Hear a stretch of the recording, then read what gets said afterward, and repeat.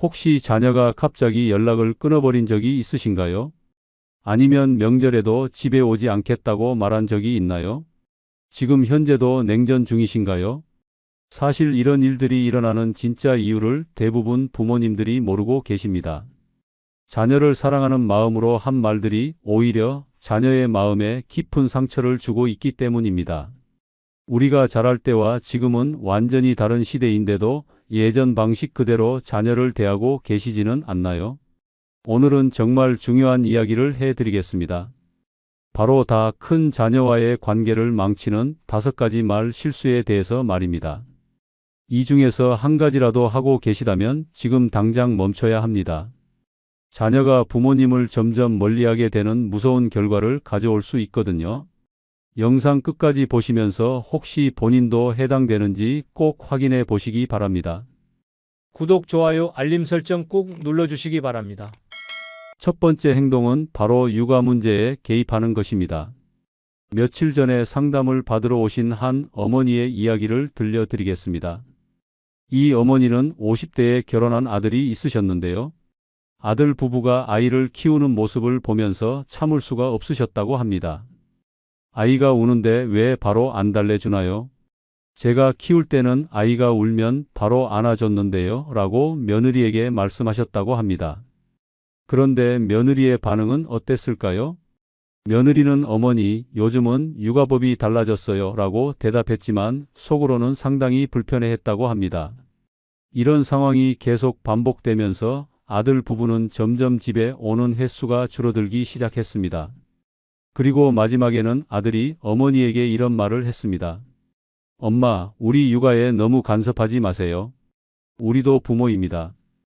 여러분, 이런 경험 혹시 있으시지 않나요? 사실 이런 일이 생기는 이유는 우리 세대와 지금 세대의 육아 방식이 완전히 다르기 때문입니다. 우리가 자녀를 키울 때는 아이가 울면 무조건 달래주고 많이 먹이고 따뜻하게 입히는 것이 최고의 육아법이었습니다. 하지만 지금은 어떨까요?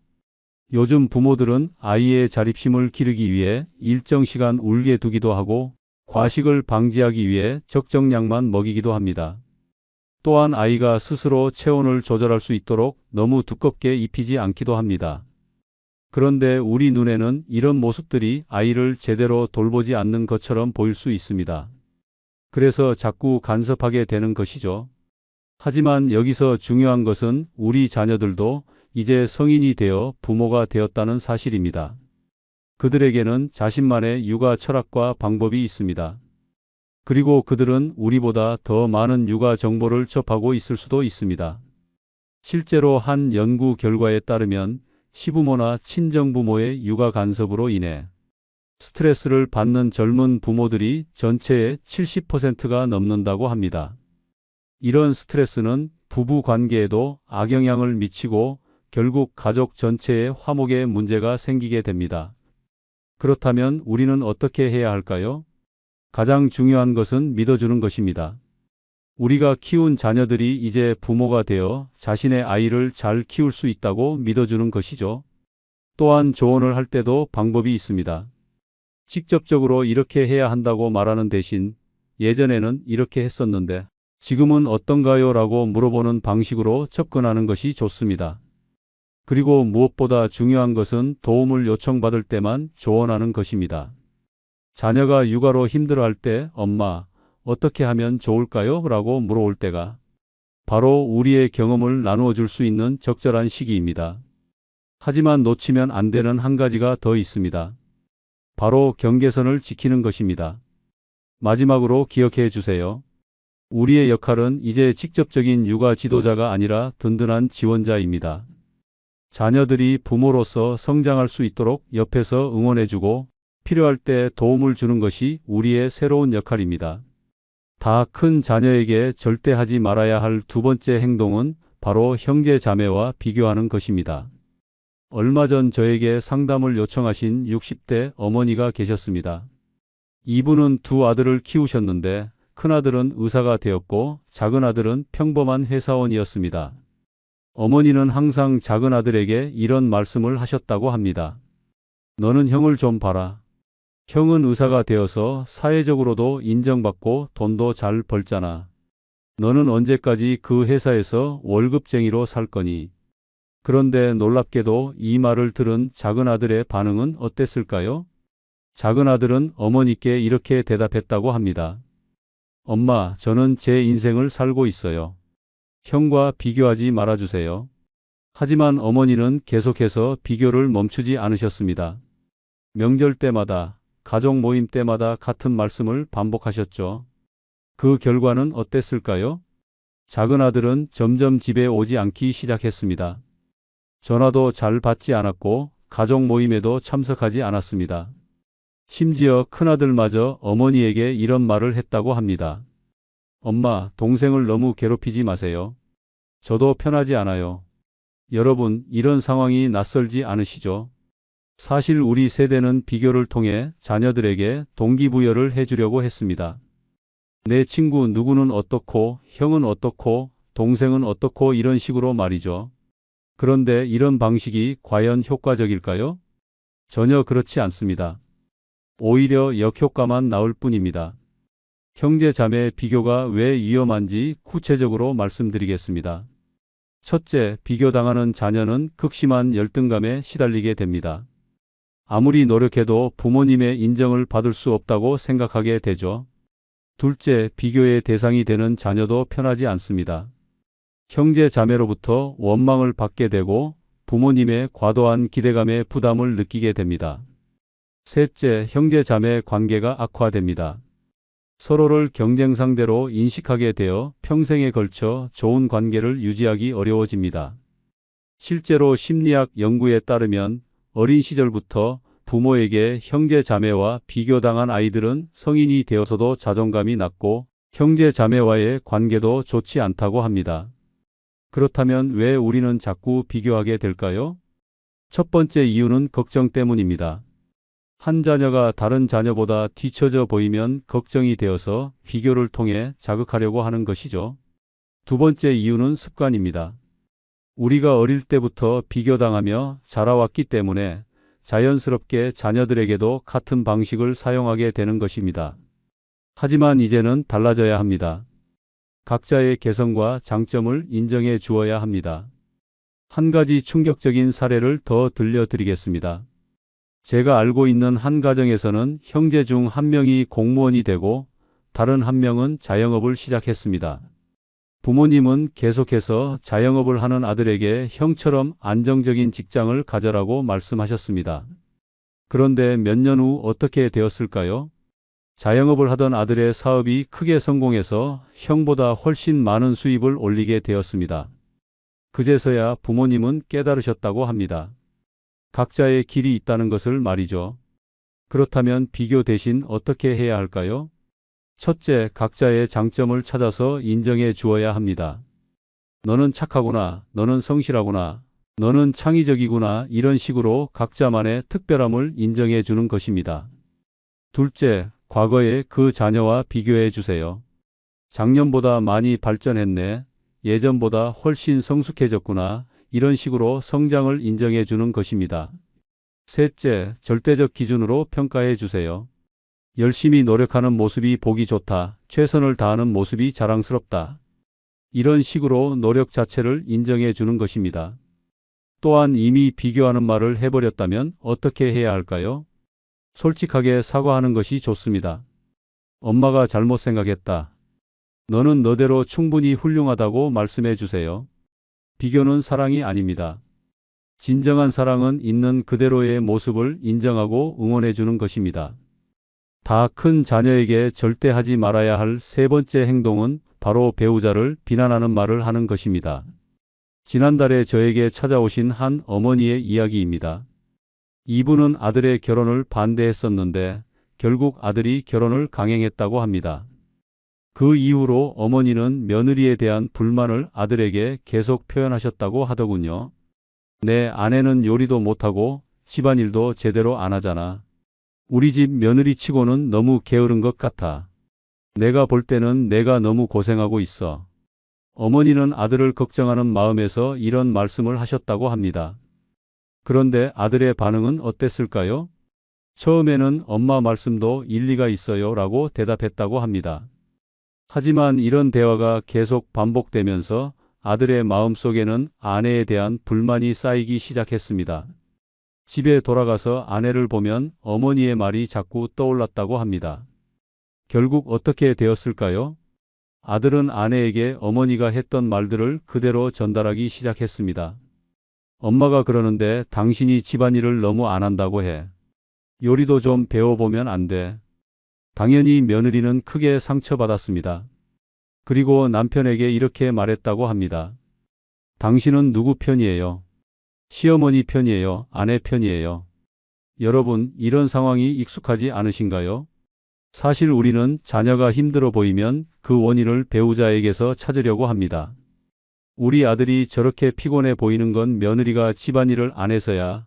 우리 딸이 살이 빠진 것 같은데.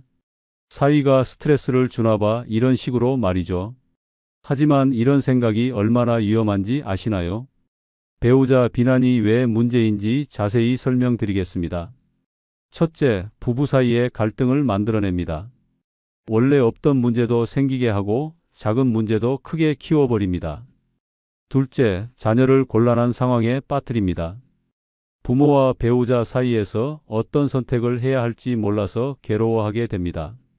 셋째, 가족관계 전체가 틀어집니다. 며느리나 사위는 시부모나 장인장모를 원망하게 되고 자녀는 그 사이에서 스트레스를 받게 됩니다. 실제로 한 조사에 따르면 시부모나 장인장모의 배우자 비난으로 인해 이혼까지 고려한 부부가 전체의 40%가 넘는다고 합니다. 정말 충격적인 수치입니다. 더 심각한 문제는 우리가 보는 것이 전부가 아니라는 점입니다. 며느리가 집에서 요리를 안 하는 것처럼 보여도 사실은 직장에서 야근을 하고 와서 너무 피곤한 것일 수도 있습니다. 사위가 딸에게 관심이 없어 보여도 사실은 자신만의 방식으로 사랑을 표현하는 것일 수도 있습니다. 한 가지 더 들려드릴 사례가 있습니다. 제가 아는 한 어머니는 며느리가 아이를 어린이집에 맡기고 직장을 다니는 것을 못마땅하게 여기셨습니다. 그래서 아들에게 계속 이런 말씀을 하셨죠. 요즘 엄마들은 다 아이를 키우면서도 일을 하는데 내 아내만 직장을 고집하네. 아이가 불쌍하지 않니? 하지만 며느리에게는 사정이 있었습니다. 아들이 사업 초기라 수입이 불안정했고 며느리의 월급이 가게에 꼭 필요한 상황이었던 것입니다. 어머니는 이런 사정을 전혀 모르고 계셨던 거죠. 그렇다면 우리는 어떻게 해야 할까요? 가장 중요한 것은 참견하지 않는 것입니다. 부부의 문제는 부부가 해결하도록 놔두어야 합니다. 우리가 개입할수록 문제는 더 복잡해집니다. 만약 정말 걱정되는 일이 있다면 직접 배우자를 비난하지 말고 자녀에게 혹시 무슨 어려운 일이 있니라고 물어보는 것이 좋습니다. 또한 배우자의 장점을 찾아서 인정해 주려고 노력해야 합니다. 며느리가 성실하게 직장을 다니는 모습이 보기 좋다. 사위가 우리 딸을 많이 아끼는 것 같다. 이런 식으로 긍정적인 면을 찾아서 표현해 주세요. 그리고 이미 배우자를 비난하는 말을 해버렸다면 어떻게 해야 할까요? 빨리 사과하는 것이 좋습니다. 자녀에게 내가 잘못 생각했다. 너희 부부 일에 간섭하지 않겠다고 말씀해 주세요. 우리 자녀가 선택한 배우자는 이제 우리 가족의 일원입니다. 그들도 나름의 장점과 사정이 있습니다. 비난 대신 이해하려고 노력할 때 진정으로 화목한 대가족을 만들 수 있습니다. 배우자를 비난하는 것은 결국 우리 자녀를 힘들게 하는 일입니다. 다 큰 자녀에게 절대 하지 말아야 할 네 번째 행동은 바로 부모의 방식이 맞다고 주장하는 것입니다. 몇 주 전에 상담을 받으러 오신 한 아버지의 이야기입니다. 이분은 40대 딸을 두고 계셨는데 딸이 아이를 키우는 방식이 마음에 들지 않으셨다고 합니다. 딸은 아이에게 스마트폰을 보여주면서 밥을 먹이고 있었는데 아버지는 이것을 참을 수 없으셨던 거죠. 우리 때는 그런 거 없이도 아이들이 다 잘 컸어. 밥 먹을 때는 밥에만 집중해야 하는 거야. 그게 바른 교육이라고. 딸은 처음에는 아빠, 요즘은 달라요 라고 말했지만 아버지는 계속해서 자신의 방식이 옳다고 주장하셨습니다. 내가 너를 어떻게 키웠는데 너 잘못 자랐니? 우리 방식이 틀렸다는 거야. 이런 대화가 반복되면서 딸은 점점 아버지와 거리를 두기 시작했습니다. 그리고 마침내 딸이 아버지에게 이런 말을 했다고 합니다. 아빠는 항상 아빠 방식만 옳다고 하시네요. 제 방식은 인정해 주실 생각이 없으신 거죠? 여러분, 이런 갈등을 겪어보신 적 있으시죠? 우리 세대는 정말 어려운 시절을 거쳐오면서 나름의 철학과 방식을 만들어 왔습니다. 그리고 그 방식으로 자녀들을 키웠고 어느 정도 성공을 거두었다고 생각합니다. 그래서 우리 방식이 옳다고 확신하게 되는 것이죠. 하지만 시대는 변했습니다. 지금은 우리가 자녀를 키울 때와 완전히 다른 세상입니다. 예를 들어 우리 시대에는 아이는 어른 말을 무조건 들어야 한다는 것이 상식이었습니다. 하지만 지금은 아이의 의견도 존중해야 한다는 것이 새로운 상식이 되었습니다. 이런 변화를 받아들이지 못하고 계속 우리 방식이 맞다고 주장하면 어떻게 될까요? 첫째, 자녀들은 우리를 꼰대라고 생각하게 됩니다. 아빠, 엄마는 시대에 뒤떨어진 사람들이야 라고 여기게 되죠. 둘째, 소통이 단절됩니다. 자녀들은 더 이상 우리와 진솔한 대화를 나누려고 하지 않습니다. 어차피 옛날 방식이 좋다는 말만 들을 것이라고 생각하기 때문입니다. 셋째, 관계가 악화됩니다. 결국 만나는 횟수도 줄어들고 연락도 뜸해집니다. 한 가지 더 충격적인 사례를 들려드리겠습니다. 제가 알고 있는 한 어머니는 딸이 아이를 유치원에 보내는 것을 반대하셨습니다. 우리 때는 집에서 엄마가 직접 가르쳤어. 그게 더 좋은 거야 라고 주장하셨죠.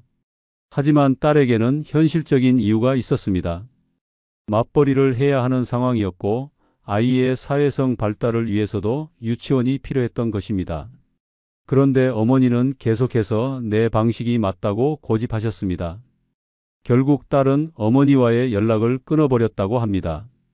그렇다면 왜 우리는 자꾸 우리 방식이 맞다고 주장하게 될까요? 첫 번째 이유는 자존심 때문입니다. 우리가 평생 믿고 살아온 방식이 틀렸다고 인정하기가 쉽지 않은 것이죠. 두 번째 이유는 걱정 때문입니다. 자녀들이 새로운 방식으로 살아가는 것이 위험해 보이니까 우리 방식으로 돌아오라고 하는 것입니다. 하지만 이제는 생각을 바꾸어야 합니다. 우리 방식이 그 시대에는 옳았지만 지금 시대에는 다른 방식이 더 적합할 수 있다는 것을 인정해야 합니다. 그렇다면 어떻게 해야 할까요? 첫째, 일단 들어보세요. 자녀들이 왜 그런 방식을 선택했는지 이유를 들어보는 것입니다. 요즘은 왜 그렇게 하나라고 궁금해하는 마음으로 접근해 보세요. 둘째, 시대 변화를 인정하세요. 우리 때와는 다르구나라고 받아들이는 것입니다. 다르다고 해서 틀린 것은 아닙니다.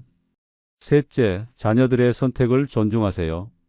내가 생각해서 선택한 거니까 한번 해봐라고 말해주는 것입니다. 또한 만약 정말 우려되는 점이 있다면 어떻게 표현해야 할까요? 이렇게 해야 한다고 명령하지 말고 혹시 이런 점은 어떻게 생각하니라고 질문하는 방식으로 접근하는 것이 좋습니다. 그리고 이미 우리 방식이 맞다고 주장해 버렸다면 어떻게 해야 할까요? 솔직하게 인정하는 것이 좋습니다. 내가 너무 고집을 부렸구나. 내 방식도 충분히 좋은 것 같다고 말씀해 주세요. 다 큰 자녀에게 절대 하지 말아야 할 다섯 번째 행동은 바로 그때 내 말을 들었어야지라고 말하는 것입니다. 지난주에 저를 찾아오신 한 어머니의 사연입니다. 이분의 아들은 몇 년 전에 사업을 시작했는데 어머니는 처음부터 반대하셨다고 합니다. 안정적인 직장을 다니는 게 좋다고 계속 말씀하셨죠. 하지만 아들은 자신의 꿈을 포기하지 않고 사업을 시작했습니다. 처음 몇 년은 잘 되는 것 같았는데 최근에 경기가 어려워지면서 사업이 힘들어졌다고 합니다. 아들이 어머니에게 힘든 상황을 털어놓았을 때 어머니는 이렇게 말씀하셨다고 합니다. 그때 내 말을 들었어야지. 내가 사업하지 말라고 했잖아. 안정적인 직장을 다니라고 했는데 왜 안 들었어? 그 순간 아들의 표정이 어떻게 변했는지 아시나요? 아들은 엄마는 저를 위로해 주시는 게 아니라 자책하게 만드시는군요라고 말하고는 집을 나가버렸다고 합니다. 여러분, 이런 경험 혹시 있으시지 않나요? 사실 우리는 자녀가 어려움에 처했을 때 내가 그렇게 말했잖아라고 하는 것이 도움이 된다고 생각할 때가 있습니다. 다음에는 부모 말을 들을 거라고 생각하는 거죠. 하지만 이런 말이 자녀에게는 어떻게 들릴까요? 첫째, 자신의 선택을 완전히 부정당한 기분이 듭니다. 내가 한 모든 선택이 틀렸구나라고 생각하게 되죠. 둘째, 부모가 자신을 이해해주지 않는다고 느낍니다. 위로받고 싶은 순간에 오히려 질책을 받는다고 생각하게 됩니다. 셋째, 앞으로는 더 이상 부모에게 속마음을 털어놓지 않게 됩니다. 어차피 내 말을 들었어야지라는 말만 들을 것이라고 생각하기 때문입니다. 한 가지 더 충격적인 사례를 들려드리겠습니다. 제가 아는 한 아버지는 딸의 결혼을 반대하셨었습니다. 사위가 마음에 들지 않으셨던 거죠.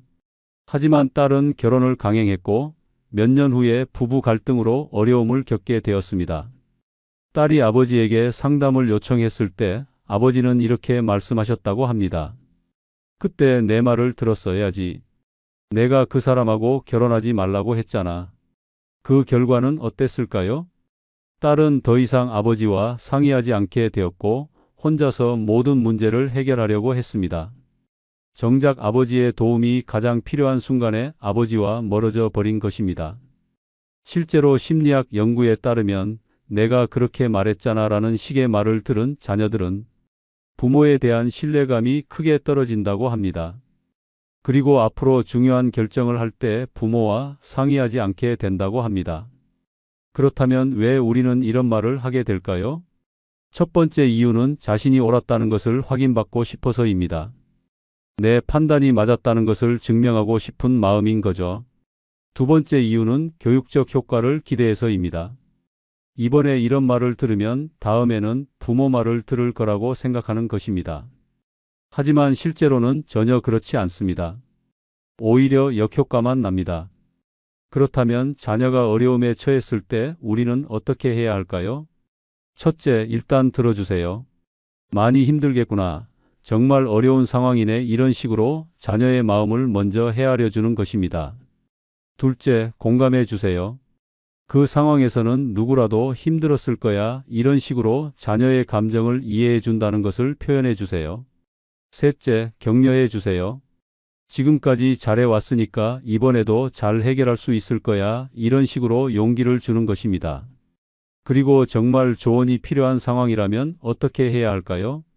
이제 어떻게 할 계획이니라고 물어보고 자녀가 답을 한 다음에 그것도 좋은 방법인 것 같은데 혹시 이런 방법도 있을 것 같아라고 제안하는 것이 좋습니다.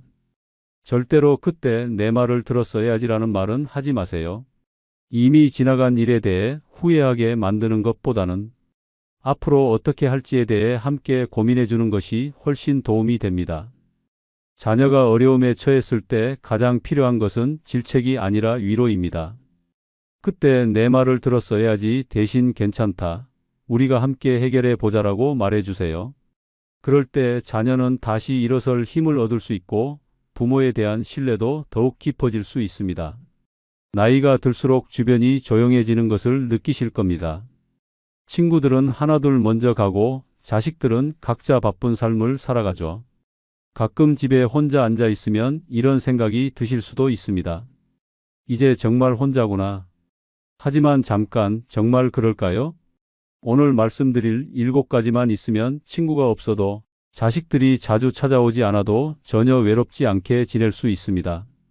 많은 분들이 이미 이런 방법으로 홀로서도 충분히 행복한 노년을 보내고 계십니다. 혼자 있는 시간이 외로움이 아니라 자유로운 시간이 될 수 있다는 것을 보여드리겠습니다. 끝까지 영상을 들어주시기 바랍니다. 아울러 구독, 좋아요, 알림 설정 꾹꾹 눌러주시기 바랍니다. 그리고 주변의 소중한 분들께 공유 부탁드립니다. 그럼 바로 시작하겠습니다. 늙어 친구 자식 없어도 외롭지 않게 사는 첫 번째 비결은 혼자가 외로운 게 아니라 잘못된 관계가 더 외롭기 때문입니다. 충격적이겠지만 대부분의 사람들이 가장 많은 사람들에게 둘러싸여 있을 때 인생에서 가장 깊은 외로움을 느낍니다. 가족 모임에서, 친구들과의 만남에서, 각종 모임에서 웃고 떠들면서도 마음 한구석은 텅 비어 있는 느낌을 받아본 적이 있으실 것입니다. 바로 이것이 진짜 외로움의 정체입니다. 잘못된 관계의 가장 큰 특징은 가면을 쓰고 살아야 한다는 것입니다. 진짜 자신의 모습을 보여줄 수 없고 속마음을 털어놓을 수도 없습니다. 상대방이 원하는 모습으로 연기해야 하고 듣고 싶어하는 말만 해야 합니다. 이런 관계에서는 아무리 오랜 시간을 함께 보내도 진정한 교감은 일어나지 않습니다. 오히려 시간이 지날수록 더 피곤하고 공허해집니다. 많은 분들이 경험하는 대표적인 잘못된 관계가 바로 체면 때문에 유지하는 모임들입니다. 동창회에 가서 서로 잘 지낸다고 허세를 부리고 과거 자랑이나 자식 자랑으로 시간을 보냅니다. 실제로는 현재의 고민이나 어려움을 털어놓고 싶지만 그런 이야기는 할 수 없는 분위기입니다. 집에 돌아오면 더 외롭고 허탈한 기분이 드는 것은 당연합니다. 또 다른 문제는 일방적인 관계입니다. 항상 자신만 베풀고 희생하거나 반대로 상대방의 불평과 푸념만 들어주는 관계입니다. 이런 관계에서는 서로 주고받는 균형이 없기 때문에 진정한 소통이 이루어지지 않습니다. 한쪽은 계속 에너지를 빼앗기고 다른 쪽은 의존적이 됩니다. 가족 관계에서도 이런 문제가 발생합니다. 혈연이라는 이유만으로 억지로 유지하는 관계에서는 서로의 다른 가치관이나 생활 방식을 인정하지 못하고 계속 갈등만 반복됩니다. 만날 때마다 스트레스를 받고 상처를 주고받는다면 그런 관계는 오히려 독이 됩니다. 이런 잘못된 관계들의 공통점은 모두 진정성이 없다는 것입니다. 서로를 진정으로 이해하려 하지 않고 자신의 필요나 체면을 위해서만 관계를 유지합니다. 이런 관계에서는 아무리 많은 시간을 함께 보내도 마음의 허기는 채워지지 않습니다. 반면 혼자 있을 때는 이 모든 가식과 연기에서 벗어날 수 있습니다. 누구에게 보여주기 위한 모습이 아닌 진짜 자신이 될 수 있습니다. 좋아하는 옷을 입고, 좋아하는 음식을 먹고, 좋아하는 일을 하며 온전히 자신과 함께할 수 있습니다. 이런 진정성 있는 시간이야말로 마음의 평화를 가져다 줍니다. 혼자 있을 때는 자신과의 진정한 대화가 가능합니다. 마음속 깊은 곳의 감정들을 솔직하게 들여다보고 인생을 돌아보며 진정으로 원하는 것이 무엇인지 찾을 수 있습니다. 이런 자기 성찰의 시간은 그 어떤 관계에서도 얻을 수 없는 소중한 경험입니다. 또한 혼자 있는 시간에는 완전한 휴식이 가능합니다. 다른 사람과 함께 있으면 아무리 편한 사이라도 어느 정도는 신경을 쓰게 됩니다. 상대방의 기분을 살피고 대화를 이어가려 노력하고 예의를 지키려 애씁니다. 하지만 혼자 있을 때는 이 모든 것에서 자유로워집니다. 많은 사람들이 외로움을 피하려고 더 많은 관계를 만들려고 합니다. 하지만 양이 많다고 해서 질이 보장되는 것은 아닙니다.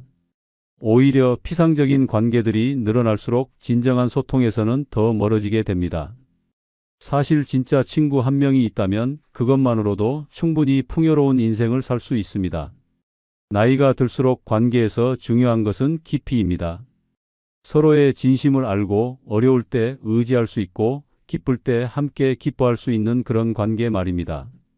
이런 관계가 없다면 차라리 혼자 있는 것이 훨씬 건강하고 평화롭습니다.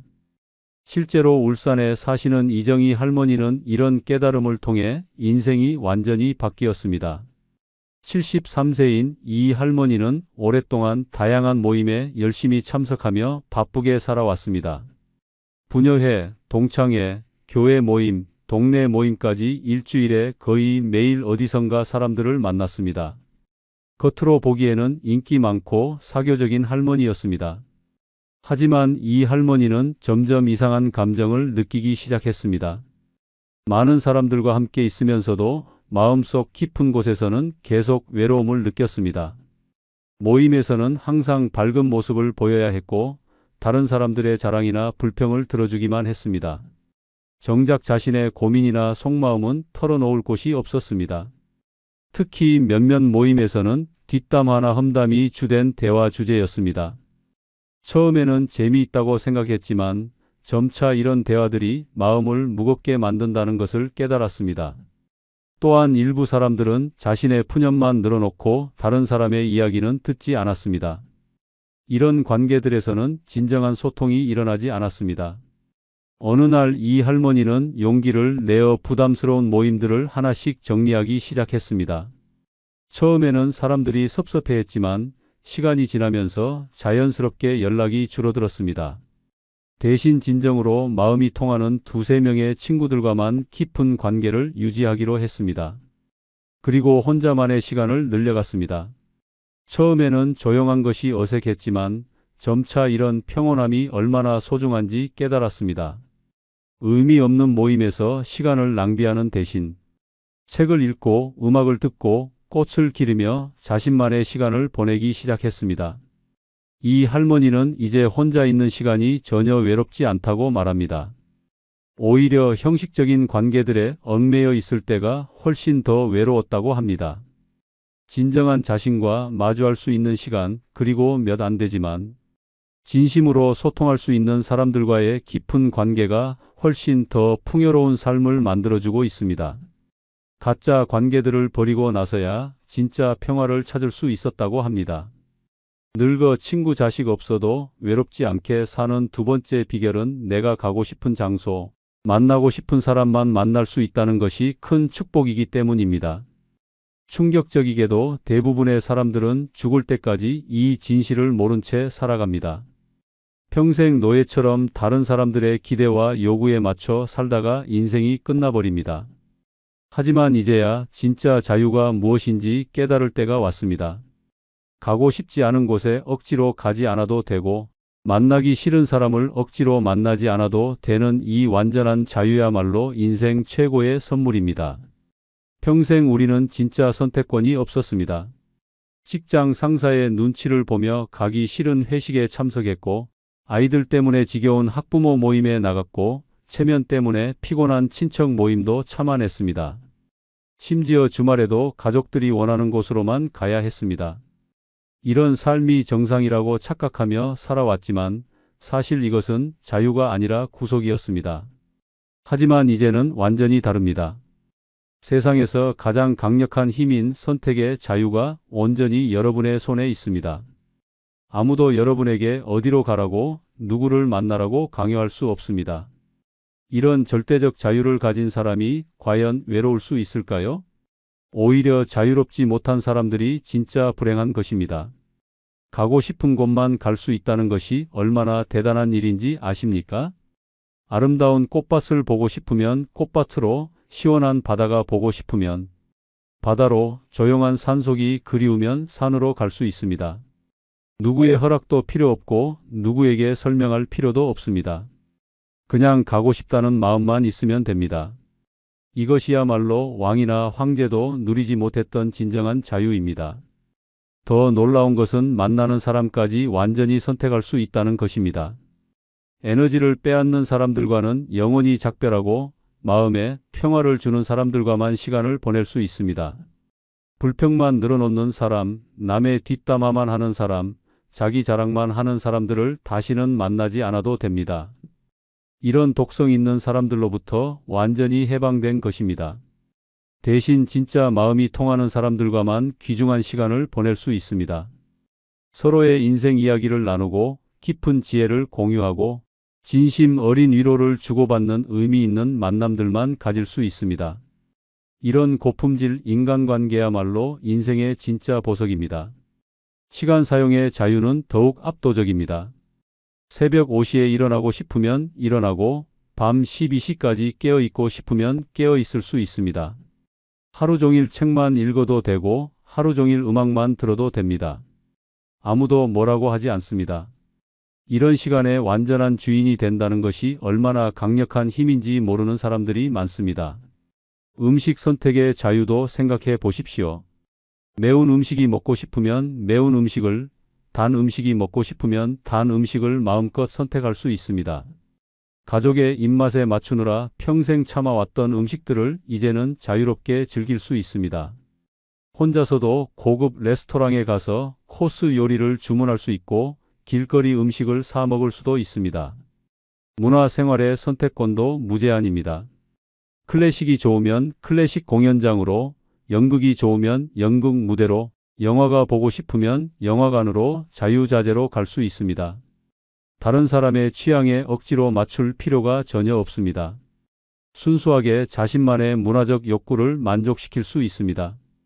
여행의 자유는 더욱 환상적입니다. 유명한 관광지가 아니라 자신만 알고 있는 숨겨진 보석 같은 장소들을 찾아갈 수 있습니다.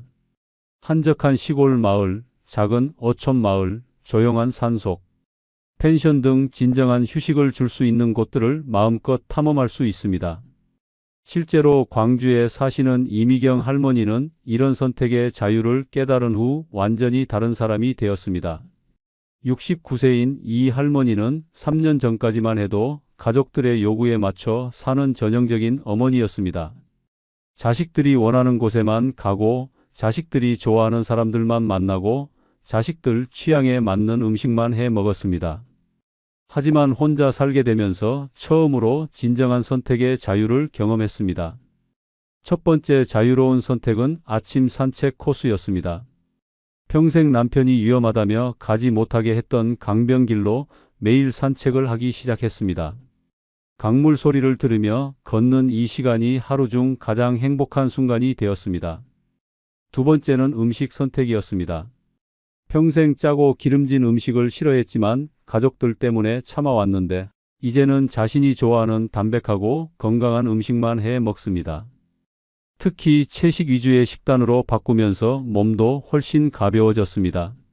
세 번째는 만나는 사람들이었습니다. 예전에는 며느리들과 관련된 사람들이나 남편 친구들의 부인들을 억지로 만났는데 이제는 진정으로 마음이 통하는 사람들만 만납니다. 서해 동호회에서 만난 친구들과는 예술에 대한 깊은 대화를 나누고 독서 모임에서는 책을 통해 인생을 성찰하는 시간을 가집니다. 네 번째는 여행이었습니다. 예전에는 가족들이 좋아하는 유명 관광지나 리조트만 갔는데 이제는 자신이 정말 가보고 싶었던 작은 시골 마을들을 찾아갑니다. 제주도의 숨겨진 올레길, 강원도의 한적한 산촌, 전라도의 고즈넉한 한옥, 마을 등을 혼자서 천천히 둘러보는 여행이 인생 최고의 즐거움이 되었습니다. 이 할머니는 이제 매일 아침 일어나면서 오늘은 내가 어디를 가고 싶을까? 누구를 만나고 싶을까? 하고 생각하는 것 자체가 엄청난 행복이라고 말합니다. 모든 선택이 순수하게 자신의 마음에서 나오는 것이어서 무엇을 해도 만족스럽고 의미가 있습니다. 평생 남을 위해 희생하며 살았지만 이제야 진정한 자유가 무엇인지 깨달았다고 합니다. 이런 완전한 선택의 자유야말로 나이가 주는 가장 큰 선물이라고 확신합니다. 외롭지 않게 사는 세 번째 비결은 유튜브나 라디오에서 따뜻한 목소리를 친구로 삼는 것입니다. 현대 기술의 발달로 우리는 언제든지 따뜻하고 친근한 목소리를 들을 수 있게 되었습니다. 이런 목소리들이 바로 우리의 새로운 친구가 될 수 있습니다. 이것을 알면 집에서도 혼자가 아닌 느낌을 받을 수 있습니다. 라디오는 오랫동안 우리 곁을 지켜온 친구 같은 존재입니다. 특히 나이 드신 분들에게는 더욱 친숙한 매체일 것입니다. 라디오 진행자의 목소리는 마치 오랜 친구가 옆에서 이야기해 주는 것 같은 따뜻함을 전해줍니다. 아침에 일어나서 라디오를 틀면 진행자가 건네는 인사말에 하루가 밝아지는 느낌을 받을 수 있습니다. 요즘은 유튜브라는 새로운 세상이 펼쳐져 있습니다. 처음에는 어려워 보일 수 있지만 한번 익숙해지면 정말 다양하고 재미있는 콘텐츠를 만날 수 있습니다. 유튜브에는 요리를 가르쳐주는 분들, 건강 정보를 알려주는 분들, 옛날 이야기를 들려주는 분들까지 정말 다양한 사람들이 있습니다. 이분들의 목소리를 매일 들으면 마치 새로운 친구들을 사귄 것 같은 기분이 듭니다. 특히 유튜브의 좋은 점은 자신이 원하는 시간에 원하는 내용을 들을 수 있다는 것입니다. 밤에 잠이 오지 않을 때는 잔잔한 음악이나 책 읽어주는 채널을 들으면 마음이 편안해집니다.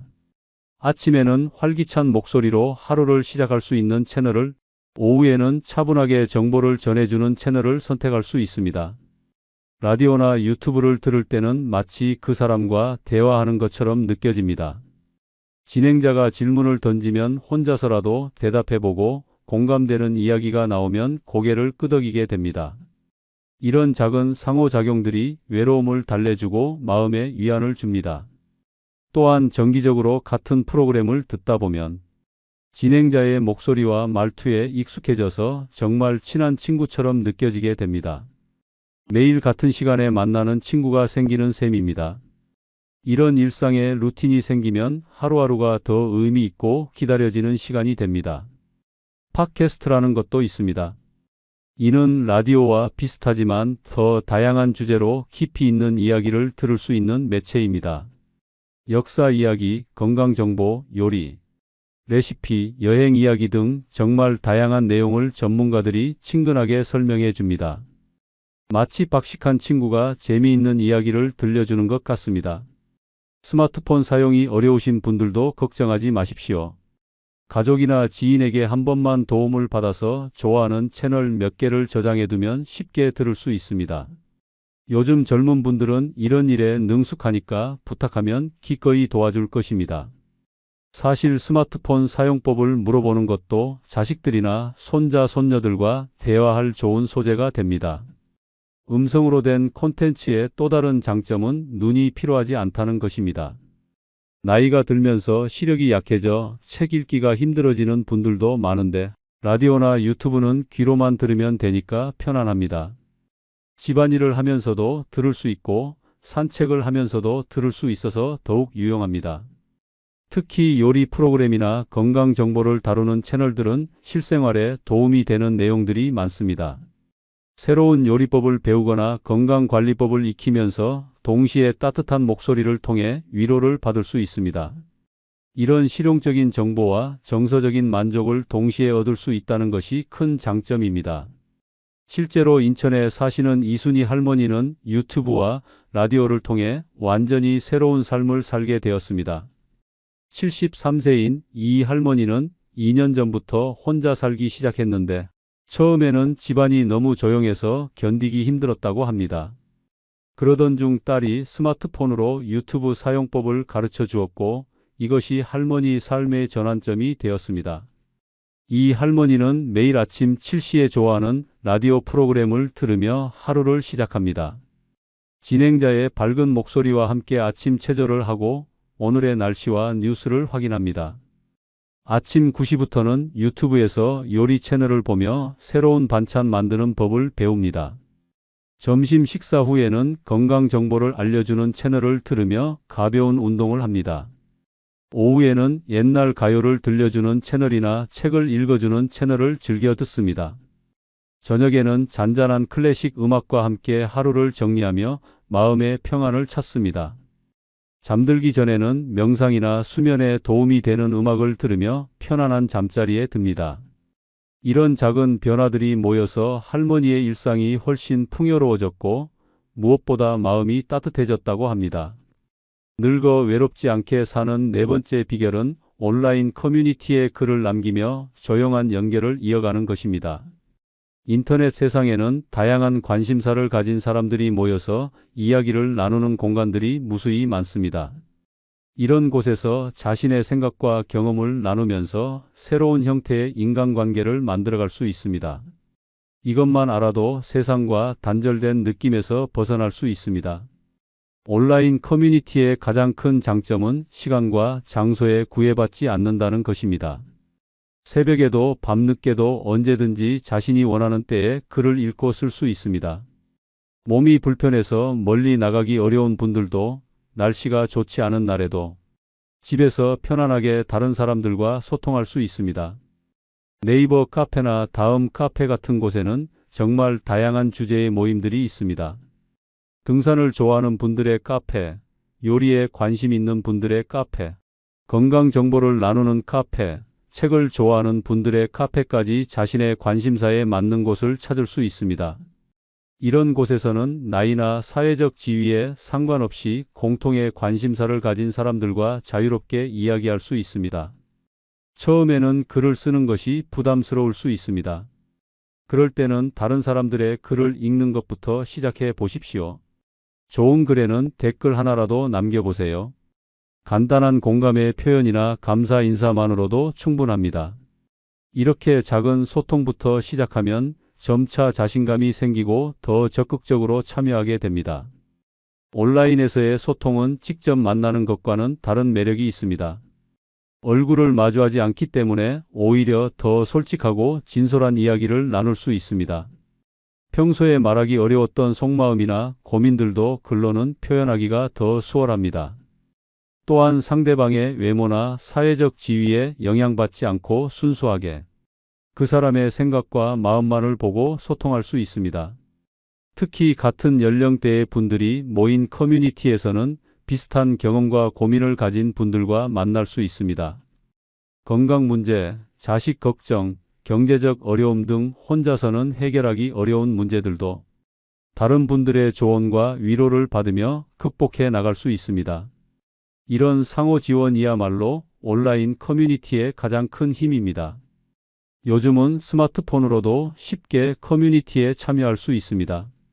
컴퓨터 사용이 어려우신 분들도 스마트폰만 있으면 언제든지 글을 읽고 쓸 수 있습니다. 처음에는 타자가 느려서 답답할 수 있지만 음성 인식 기능을 사용하면 말하는 것만으로도 글을 쓸 수 있어서 편리합니다. 사실 요즘 젊은 사람들도 긴 글은 음성으로 입력하는 경우가 많아서 전혀 부끄러워할 일이 아닙니다. 온라인 커뮤니티에서는 자신만의 전문 분야를 만들어갈 수도 있습니다. 오랜 인생 경험을 바탕으로 한 조언이나 노하우를 젊은 세대와 나누면서 존재감을 느낄 수 있습니다. 육아 경험담, 요리 비법, 집안 관리, 노하우 등 평생에 걸쳐 쌓인 지혜들이 다른 사람들에게는 매우 소중한 정보가 될 수 있습니다. 댓글을 통한 소통도 매우 의미가 있습니다. 긴 글을 쓰기 부담스러울 때는 간단한 댓글로도 충분히 마음을 전달할 수 있습니다. 응원의 한마디, 공감의 표현, 감사 인사 등이 글쓴 이에게는 큰 힘이 되고 자신에게도 뿌듯함을 줍니다. 이런 작은 상호작용들이 모여서 따뜻한 온라인 공동체를 만들어갑니다. 온라인 커뮤니티의 또 다른 장점은 전국 각지의 사람들과 만날 수 있다는 것입니다. 서울에 살면서 부산 사람과 친구가 되기도 하고 제주도에 사는 분과 취미를 공유하기도 합니다. 이렇게 지역의 경계를 넘나드는 만남들이 삶을 더욱 풍요롭게 만들어줍니다. 물론 온라인에서는 조심해야 할 점들도 있습니다. 개인 정보를 함부로 공개하지 않고 의심스러운 링크는 클릭하지 않는 등 기본적인 주의사항을 지켜야 합니다. 하지만 이런 주의사항들은 조금만 신경 쓰면 충분히 지킬 수 있는 것들이고 이것 때문에 온라인 소통의 즐거움을 포기할 필요는 없습니다. 실제로 대구에 사시는 최영호 할아버지는 온라인 커뮤니티를 통해 새로운 인생을 살게 되었습니다. 76세인 최 할아버지는 은퇴 후 집에만 있는 시간이 많아지면서 점점 세상과 단절되는 느낌을 받았습니다. 그러던 중 손자가 스마트폰으로 네이버 카페 사용법을 가르쳐 주었고 이것이 할아버지 삶의 새로운 전환점이 되었습니다. 최 할아버지는 처음에는 등산 관련 카페에 가입해서 다른 분들의 산행 후기를 읽는 것부터 시작했습니다. 점차 용기를 내어 댓글을 달기 시작했고 몇 달 후에는 직접 글을 쓰기 시작했습니다. 자신이 다녀온 산의 정보와 사진을 올리면서 다른 회원들과 활발하게 소통하게 되었습니다. 지금 최 할아버지는 등산 카페뿐만 아니라 건강정보 카페, 지역 소식 카페 등 여러 커뮤니티에서 활동하고 있습니다. 매일 아침 일어나면 밤사이 올라온 글들을 확인하고 관심 있는 주제에 댓글을 답니다. 오후에는 자신의 일상이나 경험담을 글로 써서 올립니다. 저녁에는 다른 분들이 자신의 글에 남긴 댓글을 확인하고 답글을 다는 것이 하루 일과가 되었습니다. 최 할아버지는 이제 전국 각지에 온라인 친구들이 생겼다고 말합니다. 직접 만난 적은 없지만 서로의 일상을 공유하고 고민을 나누는 소중한 관계들입니다. 몸이 아플 때는 위로를 받고 기쁜 일이 있을 때는 함께 축하해주는 따뜻한 사람들이 생겼습니다. 혼자 사는 것 같지만 전혀 외롭지 않다고 합니다. 온라인이지만 진정한 마음의 교감을 나누는 친구들이 있어서 매일이 즐겁고 의미 있다고 합니다.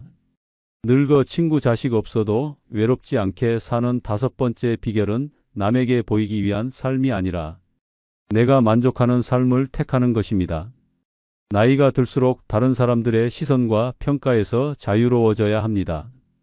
평생 남들의 기대에 부응하며 살아온 우리에게는 이제 진정한 자신만의 삶을 살 권리가 있습니다. 이것을 깨달으면 인생의 마지막 장이 가장 행복한 시간이 될 수 있습니다. 젊은 시절에는 사회적 체면과 남들의 시선을 많이 의식하며 살아왔습니다. 좋은 직장, 좋은 집, 자식들의 성공 등 남들이 부러워할 만한 것들을 위해 열심히 살았습니다. 하지만 이제는 그런 외적인 기준들로부터 자유로워질 때입니다. 진정으로 자신이 원하는 것이 무엇인지 찾아보고 그것을 위해 살아가는 것이 중요합니다. 다른 사람들이 어떻게 생각할지 걱정하지 마십시오. 이웃들이 뭐라고 할지, 자식들이 어떻게 볼지에 대한 걱정에서 벗어나야 합니다. 내 인생의 주인공은 바로 나 자신입니다.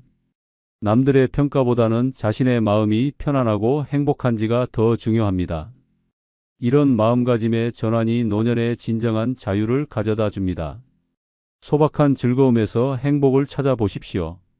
비싼 옷이나 명품이 아니어도 자신이 좋아하는 편안한 옷을 입고 고급 식당이 아니어도 집에서 정성스럽게 만든 음식을 먹으며 만족할 수 있습니다. 이런 소소한 행복들이 모여서 진정한 삶의 풍요로움을 만들어냅니다. 자신만의 취미와 관심사를 마음껏 추구해 보십시오. 젊은 시절에는 시간이 없어서, 돈이 없어서, 체면이 서지 않아서 하지 못했던 일들을 이제는 자유롭게 할 수 있습니다. 그림 그리기, 악기 연주, 원예, 독서 등 무엇이든 자신이 즐거워하는 일이라면 그것으로 충분합니다. 남들과 비교하는 습관에서 벗어나는 것도 중요합니다. 이웃의 자식이 더 성공했다거나 친구가 더 좋은 집에 산다거나 하는 것들에 신경 쓰지 마십시오. 각자의 인생은 모두 다르고 행복의 기준도 사람마다 다릅니다. 자신만의 속도로 자신만의 방식으로 살아가는 것이 가장 아름다운 삶입니다. 특히 자식들에게 부담을 주지 않으려는 마음도 중요합니다. 자식들이 자주 안부를 묻지 않는다고 서운해하거나 용돈을 많이 주지 않는다고 속상해할 필요가 없습니다. 자식들도 각자의 삶이 있고 어려움이 있다는 것을 이해하고 그들에게 의존하지 않는 독립적인 삶을 사는 것이 서로에게 도움이 됩니다. 경제적인 부분에서도 자신의 수준에 맞는 삶을 사는 것이 중요합니다. 남들에게 보이기 위해 무리한 소비를 하거나 체면을 차리려고 애쓸 필요가 없습니다. 연금과 저축으로 가능한 범위 내에서 편안하고 만족스러운 생활을 하는 것이 현명합니다. 사실 요즘 젊은 사람들도 가성비를 따져서 합리적인 소비를 하는 시대입니다. 건강관리도 자신만의 방식으로 하십시오. 남들이 하는 운동이나 건강법을 억지로 따라할 필요는 없습니다. 자신의 몸 상태와 취향에 맞는 운동과 건강관리법을 찾아서 꾸준히 실천하는 것이 더 효과적입니다. 무리하지 않는 범위에서 자신에게 맞는 방법을 찾는 것이 중요합니다. 인간관계에서도 마찬가지입니다. 모든 사람에게 좋은 사람으로 보이려고 애쓸 필요가 없습니다. 진정으로 나를 이해하고 받아들여주는 몇 명의 사람들과 깊은 관계를 유지하는 것이 수많은 피상적인 관계보다 훨씬 의미가 있습니다. 질보다는 양이 아니라 양보다는 질이 중요합니다. 자신의 과거에 대해서도 너무 후회하지 마십시오. 젊은 시절의 선택들이 지금 보기에는 아쉬울 수도 있지만 그 당시에는 최선이었을 것입니다. 과거를 후회하기보다는 지금 이 순간부터 자신이 원하는 방향으로 살아가는 것에 집중하십시오. 나이 든 것을 부끄러워하지 마십시오. 주름이 생기고 머리가 휘어지는 것은 자연스러운 일입니다. 억지로 젊어 보이려고 애쓰기보다는 나이에 맞는 자연스러운 아름다움을 받아들이는 것이 더 멋있습니다. 나이가 들수록 내면의 깊이와 지혜가 더 중요한 매력이 됩니다. 실제로 광주에 사시는 김미자 할머니는 이런 깨달음을 통해 완전히 새로운 삶을 살게 되었습니다. 71세인 김 할머니는 평생 남편과 자식들을 위해 헌신적으로 살아왔습니다. 항상 다른 사람들의 기대에 부응하려고 노력했고 체면을 중시하며 살아왔습니다. 하지만 남편이 세상을 떠나고 자식들이 각자의 삶을 살아가면서 혼자 남게 되었을 때 처음으로 자신만의 삶에 대해 생각하게 되었습니다. 김 할머니는 먼저 다른 사람들의 시선에서 자유로워지기로 결심했습니다. 이웃들이 뭐라고 하든 상관없이 자신이 하고 싶었던 일들을 하나씩 시작했습니다. 젊은 시절부터 관심 있었던 도예를 배우기 시작했고 매주 문화센터에 나가서 같은 취미를 가진 사람들과 시간을 보냅니다. 처음에는 나이가 많아서 배우기 어렵지 않을까 걱정했지만 막상 시작해보니 나이는 전혀 문제가 되지 않았습니다. 또한 평생 검소하게 살아온 김 할머니는 이제 자신을 위한 작은 사치도 허용하기로 했습니다. 좋아하는 꽃을 사서 집을 꾸미고 맛있는 차를 사서 마시며 가끔은 혼자서도 좋은 식당에 가서 식사를 합니다. 남들이 보기에는 사소한 일들이지만 김 할머니에게는 자신을 위한 소중한 시간들입니다. 자식들과의 관계도 달라졌습니다. 예전에는 자식들이 자주 연락하지 않으면 서운해했지만 이제는 그들의 바쁜 일상을 이해하고 독립적인 관계를 유지하고 있습니다. 대신 자식들이 연락할 때는 더욱 반갑고 소중하게 느껴집니다. 서로에게 부담을 주지 않는 건강한 관계가 되었습니다. 김 할머니는 이제 매일이 자신만의 시간이라고 말합니다. 아침에 일어나서 하루를 어떻게 보낼지 계획하는 것부터 즐겁습니다. 도예 작업을 하거나 책을 읽거나 산책을 하거나 모든 것이 자신의 선택이고 자신의 만족을 위한 것입니다. 남들에게 보이기 위한 삶이 아니라 자신이 진정으로 원하는 삶을 살고 있다는 느낌이 매일을 행복하게 만들어줍니다.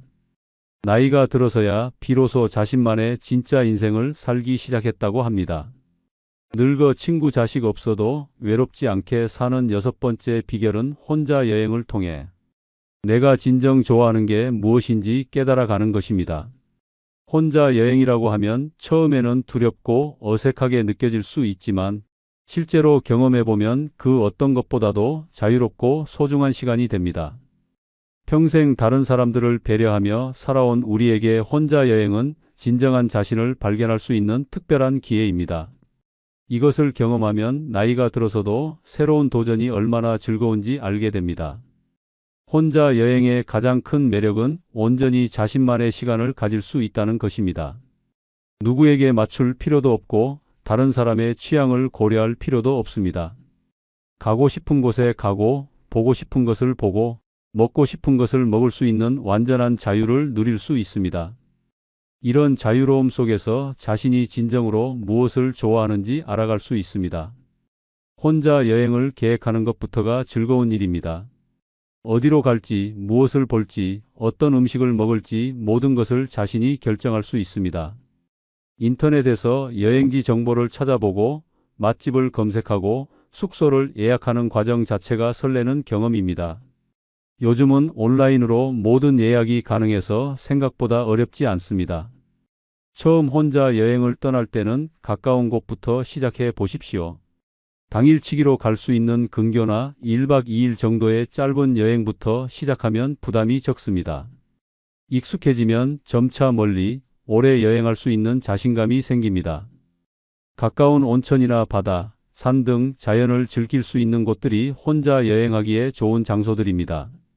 혼자 여행에서는 평소에 하지 못했던 일들을 자유롭게 할 수 있습니다.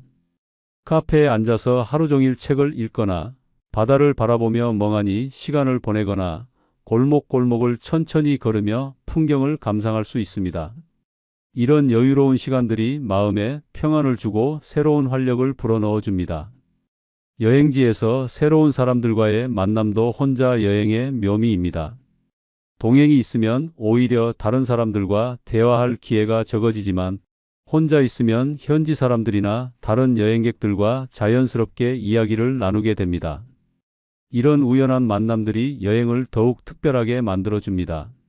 혼자 식사하는 것도 처음에는 어색할 수 있지만 익숙해지면 오히려 편안합니다. 다른 사람 눈치를 보지 않고 천천히 음식을 음미하며 먹을 수 있고 맛있는 것을 발견하면 혼자서라도 만족스러워할 수 있습니다. 요즘은 혼자 식사하는 분들이 많아서 식당에서도 전혀 이상하게 보지 않습니다. 사실 젊은 사람들도 혼밥을 즐기는 시대입니다. 여행을 통해 자신의 새로운 면을 발견할 수도 있습니다. 평소에는 몰랐던 자신의 취향이나 관심사를 찾아낼 수 있습니다. 역사에 관심이 있는지, 자연을 좋아하는지, 맛집 탐방을 즐기는지, 사진 찍기를 좋아하는지 등 여행을 통해 새로운 자신을 만날 수 있습니다. 혼자 여행의 또 다른 장점은 자신만의 속도로 여행할 수 있다는 것입니다. 피곤하면 충분히 쉴 수 있고 마음에 드는 곳이 있으면 오래 머물 수 있습니다. 일정에 쫓기지 않고 여유롭게 여행할 수 있어서 몸과 마음이 모두 편안해집니다. 사진 찍기도 혼자 여행의 재미 중 하나입니다. 다른 사람을 기다리지 않고 자신이 원하는 순간에 원하는 것을 담을 수 있습니다. 풍경 사진뿐만 아니라 음식 사진, 길거리 풍경 등 무엇이든 자유롭게 찍을 수 있습니다. 집에 돌아와서 사진을 정리하며 여행의 추억을 되새기는 것도 즐거운 일입니다. 교통수단도 다양하게 이용해 볼 수 있습니다. 기차 여행은 창밖 풍경을 감상하며 느긋하게 갈 수 있어서 좋고, 버스 여행은 더 저렴하면서도 다양한 풍경을 볼 수 있습니다. 가까운 곳은 자가용으로, 먼 곳은 대중교통을 이용하는 등 상황에 맞게 선택할 수 있습니다. 물론 혼자 여행할 때는 안전에 더욱 신경 써야 합니다. 가족이나 지인에게 여행 일정을 알려두고 정기적으로 안부를 전하는 것이 좋습니다. 또한 응급 상황에 대비해서 비상연락처와 필요한 약품들을 챙겨가는 것도 중요합니다. 실제로 전주에 사시는 박순자 할머니는 혼자 여행을 통해 완전히 새로운 삶의 즐거움을 발견했습니다. 69세인 박 할머니는 평생 가족을 위해서만 살아왔고 어디를 가든 항상 남편이나 자식들과 함께였습니다. 하지만 2년 전 남편이 세상을 떠나고 나서 처음으로 혼자 여행을 떠나게 되었습니다.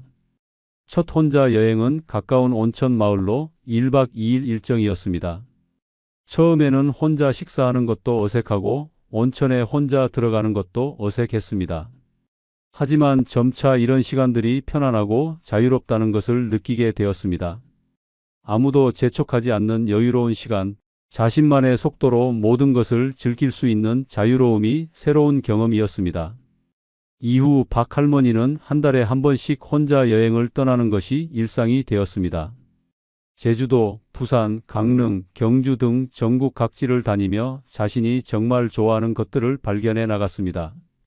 바다를 보며 산책하는 것을 가장 좋아한다는 것을 알게 되었고, 전통시장에서 맛있는 음식을 찾아 먹는 재미도 발견했습니다.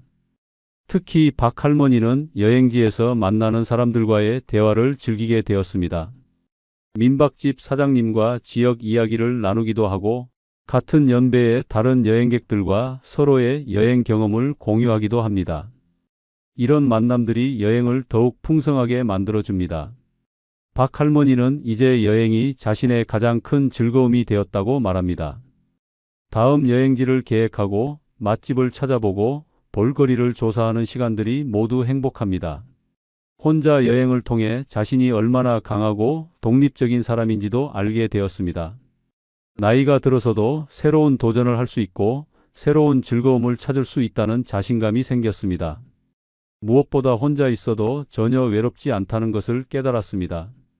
여행을 통해 만나는 풍경들, 사람들, 그리고 새로운 자신의 모습들이 삶을 더욱 풍요롭고 의미 있게 만들어주고 있습니다. 늙어 친구 자식 없어도 외롭지 않게 사는 7번째 비결은 누구에게 의지하지 않고 내 삶을 선택한 것을 자랑스럽게 여기는 것입니다. 혼자 사는 것을 불쌍하거나 외로운 일로 바라보는 시선들이 있지만 실제로는 이것이야말로 가장 용기 있고 당당한 선택입니다. 자신의 힘으로 살아가는 독립적인 삶을 선택했다는 것에 자부심을 가져야 합니다. 이런 마음가짐을 가지면 매일이 스스로에 대한 신뢰와 확신으로 가득 찰 것입니다. 독립적으로 산다는 것은 결코 쉬운 일이 아닙니다. 모든 것을 스스로 결정하고 스스로 해결해야 하는 책임감 있는 삶입니다.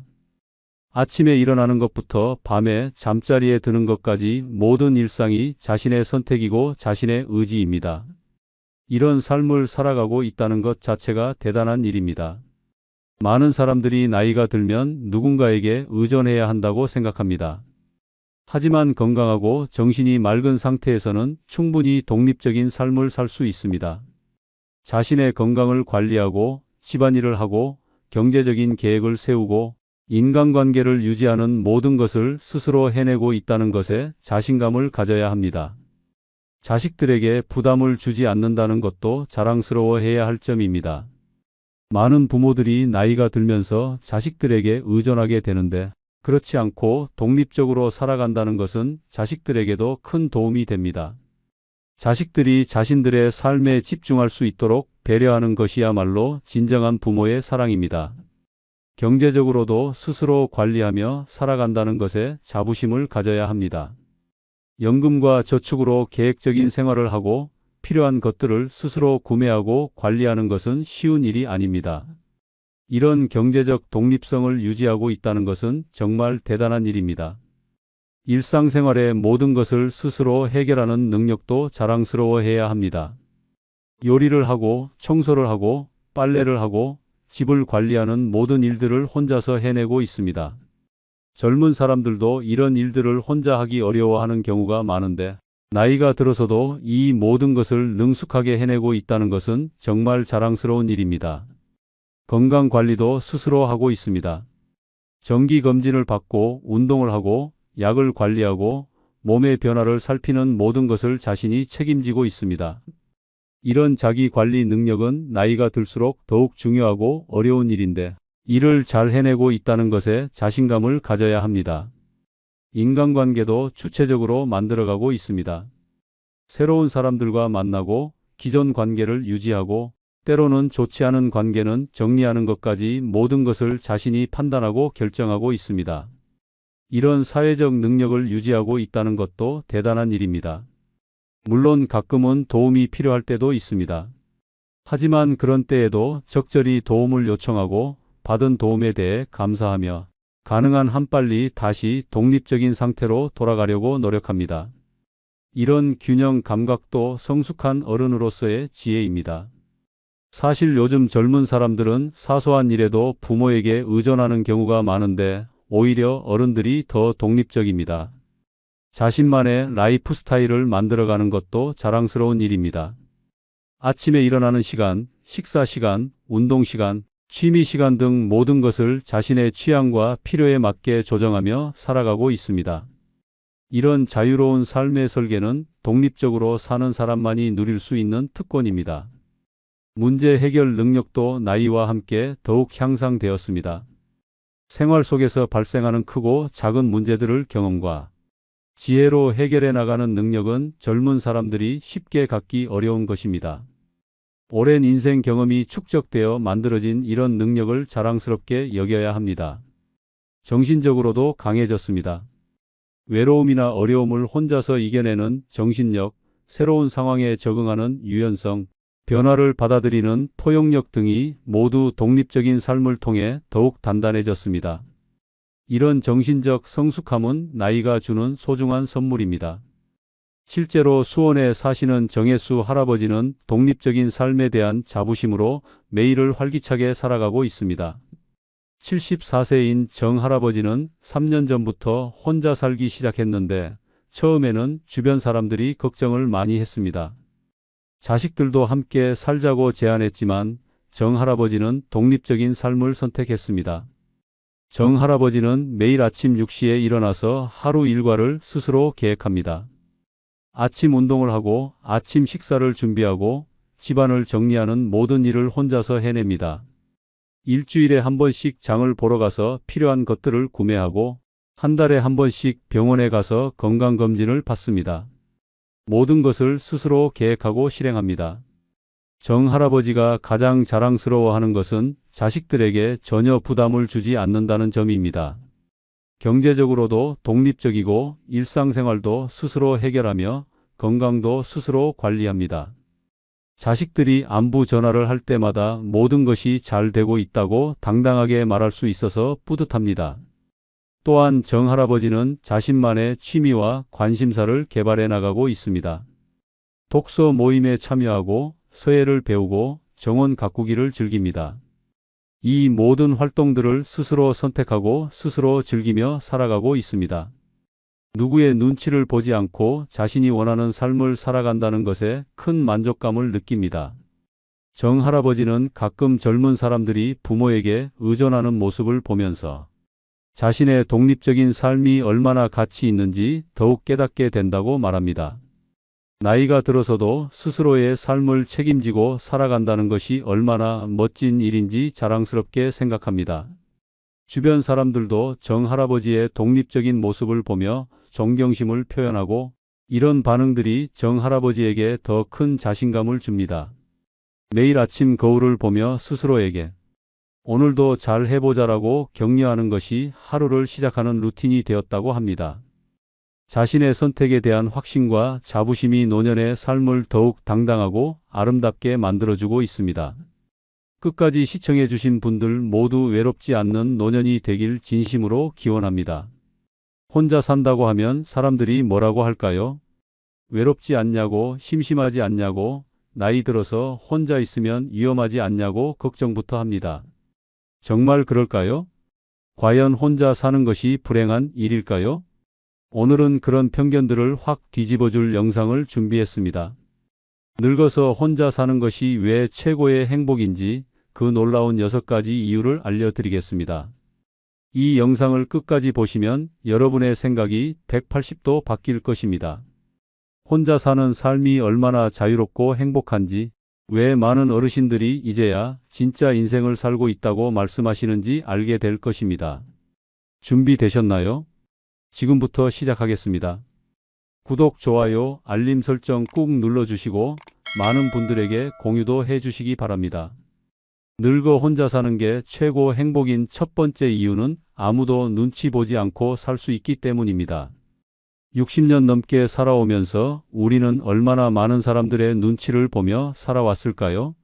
어릴 때는 부모님 눈치, 학교 다닐 때는 선생님과 친구들 눈치, 결혼해서는 시댁 식구들과 친정 식구들 눈치, 직장에서는 상사와 동료들 눈치를 보며 살아왔습니다. 이렇게 평생을 다른 사람들의 시선을 의식하며 살다 보니 정작 내가 진짜 원하는 것이 무엇인지조차 모르게 되었습니다. 아침에 일어나서부터 잠자리에 들 때까지 우리는 끊임없이 누군가의 눈치를 봅니다.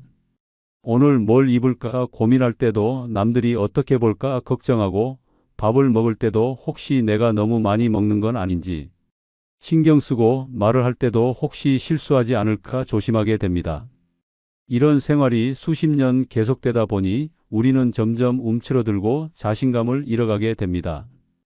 특히 나이가 들수록 이런 눈치 보는 것이 더욱 피곤해집니다. 젊을 때는 그래도 어느 정도 참을 만했지만 이제는 정말 지겹습니다. 명절 때마다 친척들 앞에서 좋은 며느리, 좋은 엄마 역할을 해야 하고 동네에서도 점잖은 어른 역할을 해야 하고 자식들 앞에서도 완벽한 부모 역할을 해야 합니다. 이렇게 하루 종일 가면을 쓰고 살다 보니 진짜 내 모습이 무엇인지 잊어버리게 됩니다. 하지만 혼자 사는 삶에서는 이 모든 것으로부터 완전히 자유로워집니다.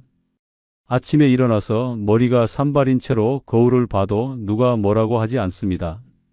잠옷 바람으로 하루 종일 집에 있어도 되고 갑자기 라면이 먹고 싶어서 아침부터 라면을 끓여 먹어도 됩니다. 이런 작은 자유들이 모여서 진정한 해방감을 느끼게 해줍니다.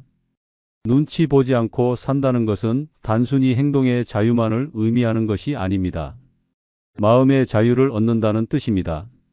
더 이상 다른 사람들이 나를 어떻게 평가할지 걱정하지 않아도 되고 내가 하는 말과 행동이 다른 사람들에게 어떤 영향을 미칠지 고민하지 않아도 됩니다. 그저 내 마음이 시키는 대로 내가 좋아하는 대로 살 수 있게 되는 것입니다. 특히 식사 시간이 얼마나 자유로워지는지 모릅니다. 다른 사람들과 함께 살 때는 항상 상대방 입맛에 맞춰야 했지만 혼자 살면 내가 먹고 싶은 것만 먹으면 됩니다. 오늘은 김치찌개가 먹고 싶으면 김치찌개를 끓이고 내일은 된장찌개가 먹고 싶으면 된장찌개를 끓이면 됩니다. 가끔은 밥 대신 빵을 먹어도 되고 저녁에 아이스크림을 먹어도 누가 뭐라고 하지 않습니다. 옷 입는 것도 마찬가지입니다. 더 이상 남들 보기에 단정해 보여야 한다는 부담감이 없습니다. 편한 옷을 입고 싶으면 편한 옷을 입고 갑자기 예쁜 옷을 입고 싶으면 혼자서라도 차려입을 수 있습니다. 심지어 온종일 잠옷을 입고 있어도 되고 머리가 엉망이어도 상관없습니다. 이런 자유로움이 얼마나 마음을 편안하게 해주는지 모릅니다. 집 안에서의 생활도 완전히 달라집니다.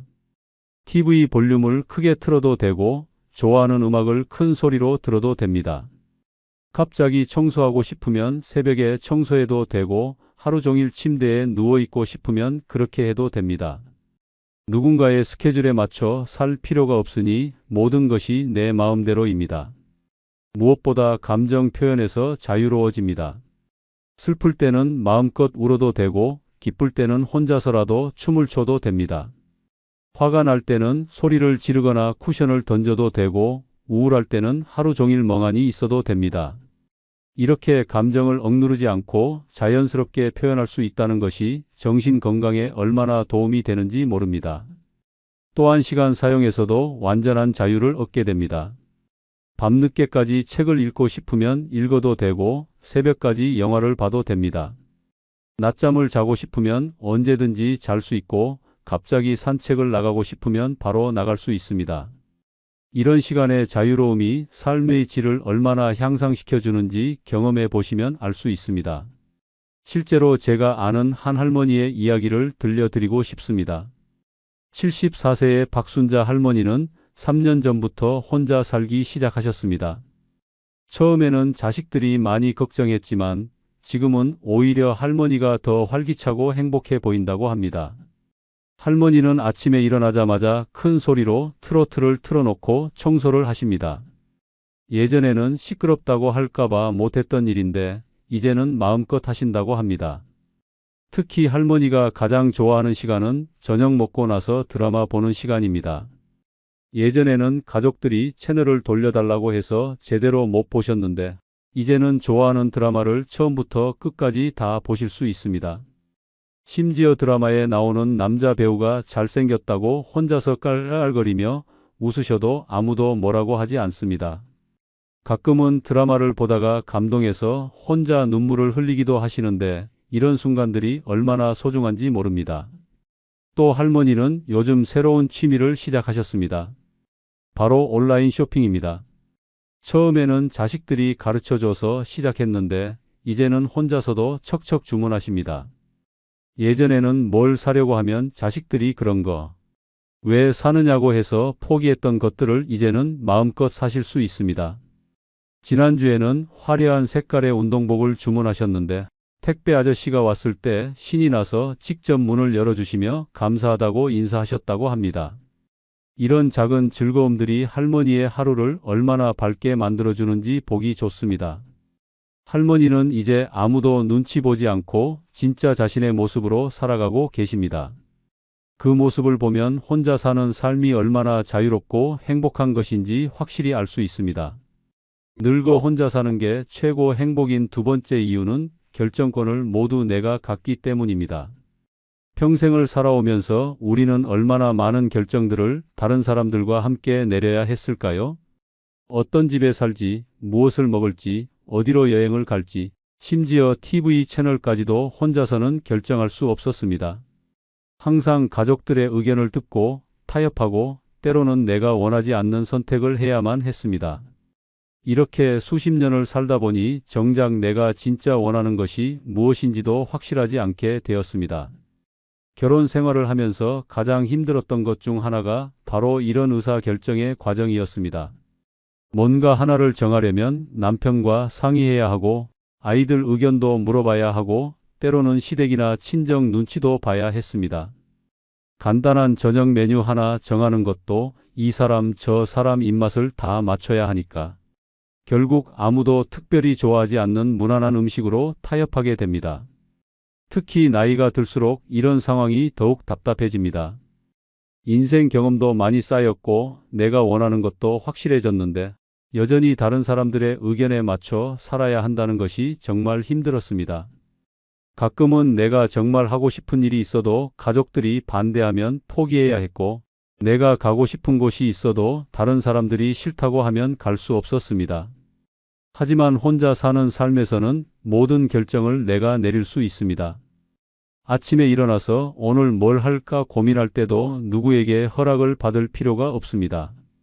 갑자기 영화를 보고 싶으면 영화를 보면 되고 책을 읽고 싶으면 책을 읽으면 됩니다.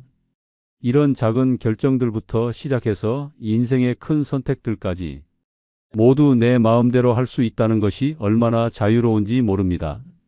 가장 먼저 달라지는 것은 일상적인 선택들입니다. 오늘 뭘 입을지, 뭘 먹을지, 언제 잠자리에 들지 같은 것들을 모두 내가 정할 수 있습니다. 더 이상 남편이 춥다고 해서 에어컨을 끄거나 아이들이 시끄럽다고 해서 좋아하는 음악을 작게 틀 필요가 없습니다. 내가 덥다 싶으면 에어컨을 틀고 내가 음악을 듣고 싶으면 크게 틀어도 됩니다. 특히 집 꾸미기에서 이런 자유로움을 크게 느낄 수 있습니다. 예전에는 남편이나 가족들 취향을 고려해서 가구를 고르고 인테리어를 해야 했지만 이제는 오로지 내 취향대로 할 수 있습니다. 분홍색 소파가 갖고 싶으면 분홍색 소파를 사면 되고 꽃무늬 커튼이 좋다면 꽃무늬 커튼을 달면 됩니다. 누가 촌스럽다고 뭐라고 하지도 않습니다. 돈 쓰는 것에 대한 결정권도 완전히 내 것이 됩니다. 예전에는 뭔가 사고 싶은 것이 있어도 가족들이 왜 그런 걸 사느냐고 하면 포기해야 했습니다. 특히 나이 든 여성들이 예쁜 옷이나 화장품을 사려고 하면 자식들이 그런 거 필요 없다고 말리는 경우가 많았죠. 하지만 이제는 내 돈으로 내가 원하는 것을 사면 됩니다. 70세에 새 립스틱을 사도 되고 80세에 예쁜 원피스를 사도 됩니다. 시간 사용에 대한 결정권도 마찬가지입니다. 언제 일어날지, 언제 잠자리에 들지, 하루를 어떻게 보낼지 모든 것을 내가 정할 수 있습니다.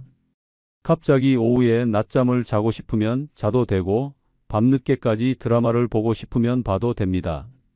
누군가의 스케줄에 맞춰서 서둘러야 할 일도 없고 누군가를 기다려야 할 필요도 없습니다.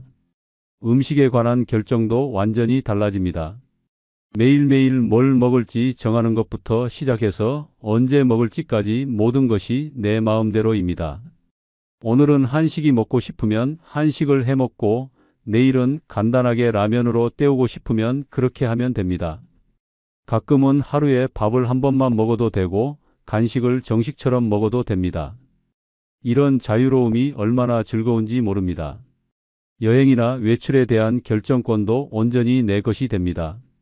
갑자기 어디 가고 싶은 곳이 생기면 바로 갈 수 있습니다. 누군가와 일정을 맞춰야 할 필요도 없고 다른 사람이 가기 싫다고 해서 포기할 필요도 없습니다. 혼자서도 충분히 즐거운 여행을 할 수 있다는 것을 깨닫게 됩니다. 무엇보다 인생의 큰 결정들을 내릴 때 진짜 내 마음의 소리에 귀 기울일 수 있게 됩니다. 다른 사람들의 기대나 눈치를 보지 않고 오로지 내가 원하는 방향으로 나아갈 수 있습니다. 새로운 취미를 시작하고 싶으면 시작하면 되고 새로운 도전을 하고 싶으면 하면 됩니다. 나이가 많다는 이유로 누가 말리지도 않습니다. 건강관리에 대한 결정도 마찬가지입니다. 어떤 운동을 할지, 어떤 음식을 먹을지, 언제 병원에 갈지 모든 것을 내가 정할 수 있습니다. 다른 사람들이 이런저런 간섭을 하지 않으니까 오히려 더 체계적으로 건강관리를 할 수 있게 됩니다. 실제로 제가 아는 김영희 할머니의 이야기를 들려드리겠습니다. 올해 76세인 영희 할머니는 5년 전부터 혼자 살기 시작하셨습니다. 할머니가 가장 기뻐하시는 것은 매일 아침 오늘 뭘 할지 스스로 정할 수 있다는 것입니다. 어떤 날은 종일 집에서 뜨개질을 하기도 하고 어떤 날은 갑자기 시장에 나가서 하루 종일 구경하고 다니기도 합니다. 특히 할머니가 자랑스러워 하시는 것은 지난해 혼자 결정해서 스마트폰을 바꾸신 일입니다. 자식들은 굳이 그럴 필요 없다고 했지만 할머니는 새로운 기능들을 배우고 싶다고 하시며 최신형으로 바꾸셨습니다. 지금은 사진 찍기, 영상 통화하기까지 척척 하시면서 자식들보다 더 잘 쓰신다고 자랑하십니다.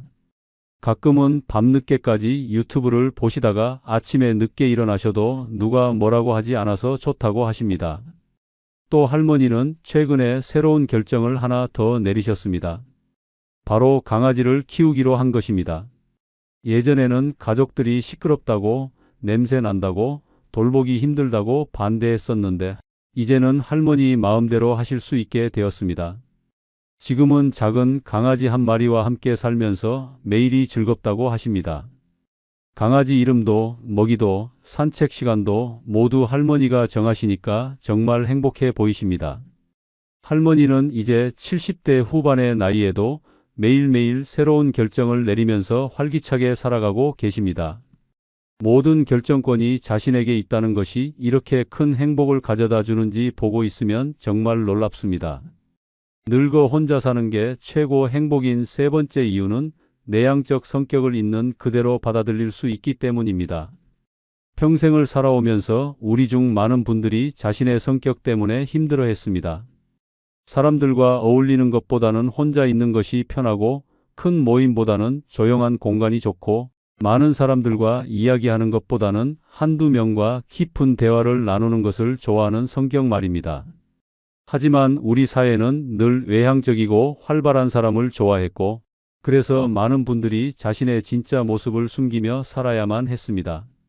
어릴 때부터 부모님들은 친구들과 많이 어울리라고 하셨고 학교에서는 발표를 잘하고 리더십을 발휘하는 아이들이 인정받았습니다. 결혼해서는 사교적이고 밝은 며느리가 되어야 했고 직장에서는 동료들과 잘 어울리고 회식 자리를 좋아하는 사람이 승진하기 쉬웠습니다. 이렇게 평생을 자신의 본래 성격과는 다른 모습으로 살아오느라 정말 많이 지치셨을 겁니다. 특히 나이가 들수록 이런 가면 쓰기가 더욱 힘들어집니다.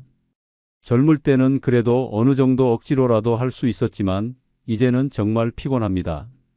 동네 사람들과 인사하고 안부 묻기도 부담스럽고 가족 모임에서 밝게 웃으며 이야기하는 것도 힘들고 심지어 전화 받는 것조차 귀찮을 때가 많습니다. 하지만 그런 자신을 보면서 혹시 내가 이상한 건 아닌지 너무 소극적인 건 아닌지 자책하게 됩니다. 하지만 혼자 사는 삶에서는 이 모든 것으로부터 해방됩니다. 더 이상 사교적인 척 할 필요가 없고 밝고 활발한 척 할 필요도 없습니다. 조용히 혼자 있는 것을 좋아하는 내 모습을 있는 그대로 받아들일 수 있게 됩니다. 이것이 이상한 게 아니라 그냥 내 성격이라는 것을 인정하고 편안해질 수 있습니다. 가장 먼저 달라지는 것은 사람들과의 만남에 대한 부담감이 사라진다는 것입니다. 더 이상 억지로 누군가를 만나야 한다는 압박감이 없습니다. 만나고 싶은 사람만 만나면 되고 만나고 싶지 않을 때는 만나지 않아도 됩니다. 전화가 와도 받기 싫으면 받지 않아도 되고 문자가 와도 바로 답장하지 않아도 됩니다. 이런 자유로움이 얼마나 마음을 편안하게 해주는지 모릅니다. 집에서 보내는 시간도 완전히 달라집니다. 예전에는 혼자 집에 있으면 가족들이 왜 나가서 사람들과 어울리지 않느냐고 걱정했지만 이제는 그런 걱정을 할 사람이 없습니다. 하루 종일 집에서 책을 읽거나 뜨개질을 하거나 음악을 들어도 누가 뭐라고 하지 않습니다. 오히려 이런 조용한 시간들이 얼마나 소중하고 치유가 되는지 깨닫게 됩니다. 말하는 것에 대한 부담감도 사라집니다. 내향적인 사람들은 보통 말을 많이 하는 것을 좋아하지 않습니다. 깊이 생각해서 정말 필요한 말만 하는 것을 선호하죠. 하지만 다른 사람들과 함께 있을 때는 계속 뭔가 이야기해야 한다는 압박감 때문에 힘들어합니다. 혼자 있으면 이런 부담감이 전혀 없습니다. 하루 종일 말을 하지 않아도 되고 조용히 자신의 생각에 잠겨 있어도 됩니다. 에너지 관리도 훨씬 쉬워집니다. 내향적인 사람들은 사람들과 어울린 후에 혼자만의 시간이 필요해서 에너지를 충전해야 합니다. 하지만 다른 사람들과 함께 살 때는 이런 충전 시간을 갖기가 어려웠습니다. 집에 와서도 가족들과 이야기해야 하고 집안일도 해야 하고 끊임없이 누군가와 상호작용해야 했죠. 혼자 살면 이런 걱정이 없습니다. 충분히 휴식을 취하고 에너지를 충전할 수 있습니다. 취미 생활도 자신의 성격에 맞게 즐길 수 있습니다. 내향적인 사람들은 보통 조용하고 개인적인 취미를 좋아합니다. 독서, 그림 그리기, 음악 감상, 정원 가꾸기 같은 것들 말이죠. 이런 취미들을 마음껏 즐길 수 있고 누군가가 더 활동적인 취미를 가지라고 강요하지도 않습니다. 혼자서도 충분히 즐겁고 의미 있는 시간을 보낼 수 있다는 것을 깨닫게 됩니다. 감정 처리 방식도 자신에게 맞게 할 수 있습니다. 내향적인 사람들은 감정을 혼자서 차분히 정리하는 것을 좋아합니다. 누군가와 이야기해서 해결하기보다는 조용히 생각하며 스스로 답을 찾는 것을 선호하죠. 혼자 살면 이런 자신만의 방식으로 감정을 처리할 수 있습니다. 억지로 누군가에게 털어놓을 필요도 없고 빨리 기운을 내라는 압박도 받지 않습니다. 무엇보다 자신의 내향적 성격이 단점이 아니라는 것을 깨닫게 됩니다. 깊이 생각하고 신중하게 행동하고 진정한 관계를 소중히 여기는 것들이 모두 내향적 성격의 장점입니다. 이런 장점들을 혼자 사는 삶에서는 마음껏 발휘할 수 있고 그 과정에서 자신에 대한 자존감도 회복하게 됩니다. 외로움에 대한 오해도 풀리게 됩니다. 많은 사람들이 혼자 있는 것을 외로운 것이라고 생각하지만 내향적인 사람들에게는 혼자 있는 시간이 외로운 게 아니라 편안하고 충만한 시간입니다. 자신과 깊이 대화하고 내면의 목소리에 귀 기울이고 진정한 평화를 느낄 수 있는 소중한 시간이죠. 사회적 관계도 오히려 더 진정성 있게 만들어갈 수 있습니다. 억지로 많은 사람들과 어울리지 않아도 되니까 정말 소중한 몇 명의 사람들과 깊고 의미 있는 관계를 유지할 수 있게 됩니다. 양보다는 질을 추구하는 내향적 성격에 딱 맞는 방식이죠. 실제로 제가 아는 이정숙 할머니의 이야기를 들려드리겠습니다. 올해 72세인 정숙 할머니는 평생 자신의 조용한 성격 때문에 고민이 많으셨습니다. 젊을 때는 시댁에서